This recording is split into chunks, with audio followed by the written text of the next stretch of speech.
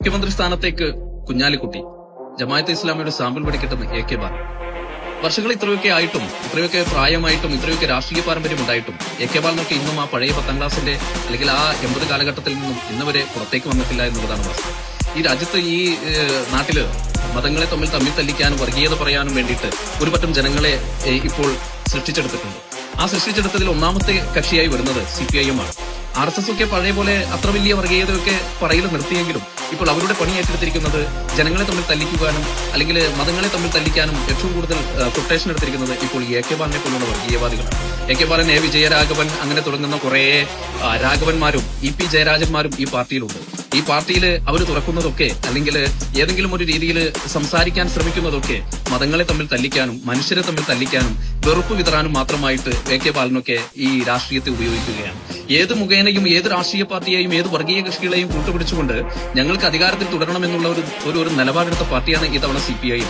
ഈ CPM ഏതെങ്കിലും ഒരു ഘട്ടത്തിൽ പോലും SDP പോലും തള്ളിപ്പറയാൻ തയ്യാറാകാതെ 1000 തവണ ഈ കേരളത്തിന്റെ പൊതുസമൂഹം ഈ പറയുന്ന ബാലനോടും ഈ പറയുന്ന CPM-നോടും ഒക്കെ ചോദിച്ചു, SDP-യുടെ വോട്ട് വേണ്ട എന്ന് നിങ്ങൾക്ക് പറയാനുള്ള നട്ടെല്ലുണ്ടോ, തന്തയ്ക്ക് പറക്കുന്ന ഒരു നിലപാട് നിങ്ങൾക്ക് സ്വീകരിക്കാൻ പറ്റുമോ എന്ന് ചോദിച്ചപ്പോഴൊക്കെ എന്തിനാണ് ഞങ്ങൾ തള്ളിപ്പറയുന്നത്, അവിടെ വോട്ട് ചെയ്യുന്നത് ജനങ്ങളല്ലേ, ജനങ്ങളുടെ വോട്ട് ഞങ്ങൾക്ക് വേണം, നിങ്ങൾ ജമാഅത്തിന്റെ വോട്ട് തള്ളിപ്പറയുന്നുണ്ടോ എന്ന് ചോദിച്ചപ്പോൾ പോലും ഞങ്ങൾ എന്തിനാണ് തള്ളിപ്പറയുന്നത് എന്ന് ചോദിച്ച്, അല്ലെങ്കിൽ RSS-ന്റെ പോലും വോട്ട് വേണോ എന്ന് ചോദിച്ചപ്പോൾ പോലും തള്ളിപ്പറയാത്ത ഒരു CPM-ന്റെ നേതാവ് ഒന്ന് പറയുകയാണ്, ജമാഅത്തിന്റെ സാമ്പിൾ പിടിക്കട്ടാണ് കുഞ്ഞാലിക്കുട്ടിയാണ് മുഖ്യമന്ത്രിയാകുന്നത്.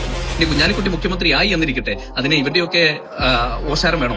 ഈ UDF-ന് ഒരു മുഖ്യമന്ത്രി സ്ഥാനത്തേക്ക് ഒരു നേതാവിനെ തെരഞ്ഞെടുക്കുന്നതിന് ജനങ്ങൾ തെരഞ്ഞെടുത്ത ഒരു MLA ആണ് എങ്കിൽ അതിന് ഒരു മുഖ്യമന്ത്രി സ്ഥാനത്തേക്ക് ഉയർത്തി കാണിക്കാൻ വേണ്ടി ബാലന്റെ തറവാട്ടിൽ നിന്നോ അല്ലെങ്കിൽ ബാലന്റെ ഏതെങ്കിലും ഒരു സൈഡിൽ നിന്നോ ആരുടെയെങ്കിലും ഒത്താശ UDF-ന് ആവശ്യമുണ്ടോ? ഇത്തരത്തിൽ വർഗീയമായി ചിന്തിച്ചുകൊണ്ട് ഈ ജനങ്ങളെ തമ്മിൽ തല്ലിക്കാൻ വേണ്ടി മാത്രം വാതുറക്കുന്ന ഈ കക്കൂസ് മാലിന്യം ഈ ബാലനെ പോലെയുള്ള വർഗീയവാദികൾ, പക്ക വർഗീയവാദികൾ, RSS-നേക്കാൾ വലിയ വർഗീയവാദികളായിട്ട് കേരളത്തിൽ CPM മാറിക്കഴിയുമ്പോൾ RSS ഒക്കെ ഇപ്പോൾ ഇല്ലായ്മ ചെയ്യപ്പെട്ടുകൊണ്ടിരിക്കുന്ന കാലഘട്ടത്തിൽ അതിന് ബദലായിക്കൊണ്ട് ഈ പറയുന്ന AK ബാലനെ പോലെയുള്ളവരൊക്കെ കടന്നു വന്നുകൊണ്ട് ഇവിടെ ഇലക്ഷനിൽ തോക്കും ബാല, നിങ്ങളുടെ പാർട്ടി ഒന്നും അല്ലാതെയാകും ഈ തവണ. നിങ്ങൾ ഏതൊക്കെ വർഗീയ കക്ഷികളെ കൂട്ടുപിടിച്ചാലും ഈ തവണ നിങ്ങൾക്ക് ചാൻസ് ഇല്ല കേരളത്തിൽ. അങ്ങനെ ചാൻസ് ഇല്ല എന്നുള്ള ബോധ്യം നിങ്ങളുടെ മുന്നിലേക്ക് കടന്നു വരാൻ നേരത്ത് ഇവിടുത്തെ ജനങ്ങളെ ആകെ അങ്ങോട്ട് ഇളക്കി വിട്ടുകൊണ്ട് ഇവിടെ അങ്ങോട്ട് മലമറിക്കണം, ഞങ്ങൾക്ക് ഇവിടെ അങ്ങോട്ട് കുത്തിക്കയറണം എന്ന് പറയുന്ന ഈ രാഷ്ട്രീയ വഞ്ചനയുണ്ടല്ലോ, നിങ്ങളുടെ രാഷ്ട്രീയ വ്യഭിചാരമുണ്ടല്ലോ, ആ വ്യഭിചാരമൊക്കെ AKG സെന്ററിലോ അല്ലെങ്കിൽ തന്റെ വീട്ടിലോ എടുത്താൽ പോരെ എന്ന് ജനങ്ങൾ ചോദിച്ചാൽ ഈ തെരഞ്ഞെടുക്കപ്പെട്ട ജനപ്രതിനിധികളിൽ ആര് മുഖ്യമന്ത്രിയാകണം എന്ന് തീരുമാനിക്കുന്നത് നിന്റെ വീട്ടിൽ നിന്നല്ല, അല്ലെങ്കിൽ നിന്റെ തറവാട്ടിൽ നിന്നല്ല ബാല. അത് തീരുമാനിക്കാൻ UDF-നാണെങ്കിൽ UDF തീരുമാനിച്ചുകൊള്ളും.